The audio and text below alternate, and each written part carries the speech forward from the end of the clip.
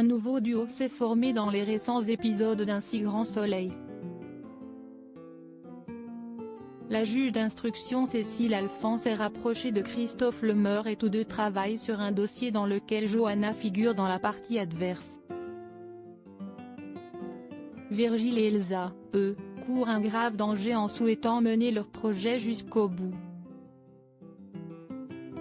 Quelle suite pour Alain et Cécile? Johanna défend une cliente suspectée du meurtre de Madame Séguin, dont le chien intéresse fortement Cécile car l'animal a probablement assisté au crime. Mais Christophe s'oppose à son ex-femme sur ce dossier. Les rancœurs, liées à la trahison de l'avocate qui s'est mise en couple avec Ludo, le meilleur ami de son mari, ressortent à cette occasion. Johanna utilise la presse pour s'attaquer à Christophe tandis que la juge est pressée par le procureur de boucler rapidement l'enquête. Ludo, lui, reproche à sa compagne d'en faire une affaire personnelle avec son ex-époux et que cela impacte son travail.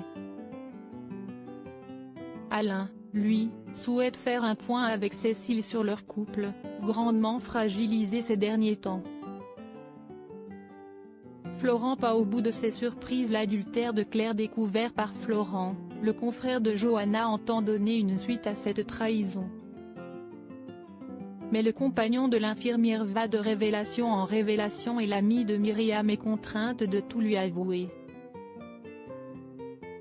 Le couple essuie une nouvelle crise tandis que Morelia s'entend se venger des deux femmes après avoir été trompée. Claire va devoir être sur tous les fronts pour traverser cette période difficile. De leur côté, Elsa et Virgile sont sur un fil. Malgré des cadavres sur leur chemin, ils souhaitent réaliser le braquage et le père de Léa s'est muni d'armes. Manu, qui a un temps d'avance sur le duo, trouve le moyen de les empêcher de faire une bêtise tout en protégeant son ami et son ex de la justice. Stoppé officiellement le jeudi 29 octobre en raison de l'annonce du reconfinement T supérieur à 124 365, Un si grand soleil laisse place à une version allongée du journal de 20 h afin d'informer au mieux les téléspectateurs sur la situation sanitaire.